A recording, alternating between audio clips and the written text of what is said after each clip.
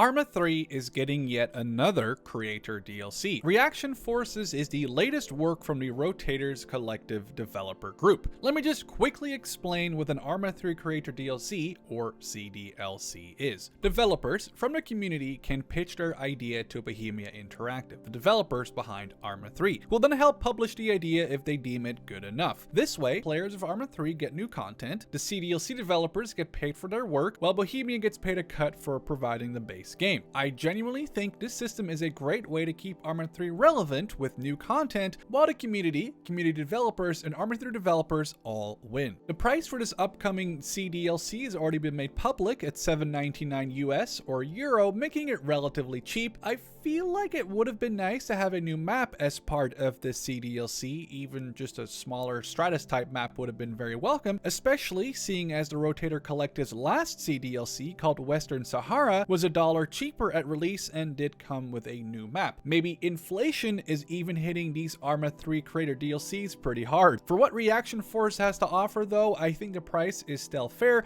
especially if you, like me, have been playing ARMA 3 for over a decade now with thousands of hours. A few bucks to support both the community and ARMA's developers, while getting some new stuff in return is basically a no-brainer. Now this CDLC is all about adding new 2035 vanilla content based around fast decisions and small teams with new vehicles, guns, and clothes, but also adds systems such as a whole wildfire mechanic and water bombing. Now I've been beta testing it for the last few days, and especially the new Moose pickup trucks are an absolute amazing addition. As you can see on the pictures and GIFs on the store page, there is quite a bit of customization in terms of weapon systems and overall look. We'll talk more about the Moose in just a second. Now let's go over everything that you can expect to find in Reaction Forces in a little bit more detail. The Cougar helicopter with a bunch of different variants and variations, from a simple transport of personnel to search and rescue on the water with a flotation device, to being armed with rockets, missiles, gun pods, as well as a 20mm chin mounted cannon. This helicopter can do it all. Then the Moose pickup truck, which I just mentioned, which I'm pretty convinced is based on the real life Ram 1500, has a lot of different options. Just from the store page alone, you can see different ones armed with MLRS style rocket launchers, a machine gun,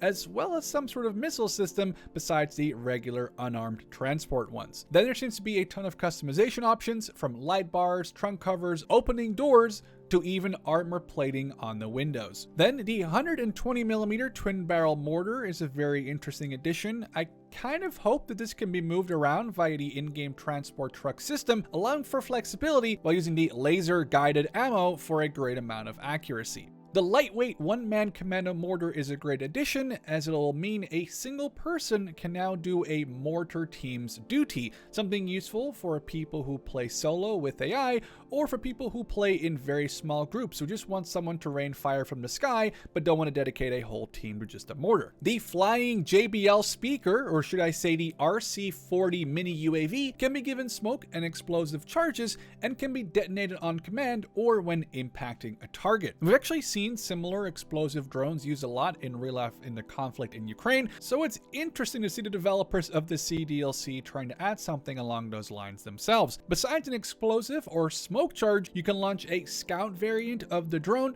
to be used as an observation tool, which includes a laser designator. These can be launched from underbarrel grenade launchers, which actually is a very cool touch. Weapon-wise, there are a few new ones to take a look at. The G19, which is really just a full automatic pistol with this drum mag for dumping a lot of rounds in a short period of time. The Hades H6, which is a bolt-action rifle chambered in 5.56 of all calibers, though maybe the newly added special 5.56 armor-piercing ammo will go really well with this new weapon. The Velez, which reminds me of the Ash 12 as seen in Escape from Tarkov. It's a high stopping power, Russian-developed per ARMA lore, dedicated CQB bullpup rifle, which even comes with a grenade launcher attachment if you want it. Last but not least, the Mark 26 L5, which is a handgun chambered in 50 Action Express, which comes even in gold amongst other liveries, and is clearly an ARMA vanilla version of the real-world Desert Eagle. Without going over every new piece of equipment, there are some that I wanted to point out specifically. The Shape Breaker helmet,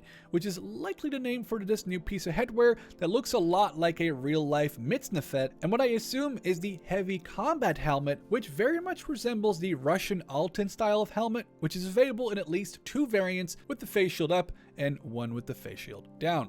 So here are just 2 of the 4 scenarios that are going to be shipped with reaction forces. The Air Control scenario, which is a multi-hour 12-player open-world scenario where you transport special forces and fly helicopter logistics. I do wonder if you can also join as a soldier on the ground, or if it's purely from the pilot/crew perspective. Then Fire Season is a single-player scenario. This will let you protect the island of Malden during a fire season. I'm actually really excited to see something that I would have never expected or thought of inside ARMA. From precisely grabbing water in your bucket to accurately dropping it over a burning forest, I can see this being a really nice change of pace for even experienced ARMA 3 pilots. The water bombing mechanic to stop forest fires, as well as the actual wildfire mechanic module, will ship with the CDLC, so people could set up their own versions on different maps and probably do some very interesting things with it. The Reaction Forces announcement came as a huge surprise to me and many others with me. I'm happy though to see that Rotators Collective get a shot at releasing another DLC, as Western Sahara was just very well done. I hope that these DLCs keep on being released for ARMA 3, as ARMA 4 and Reforger are in development, and perhaps even for ARMA 4 when that game finally sees a release date. Using your community to help create content on your game while everyone benefits is just a really good idea. Now, what do you think of Reaction Forces so far? Let me know down in the comments, and I'll catch you in the next one.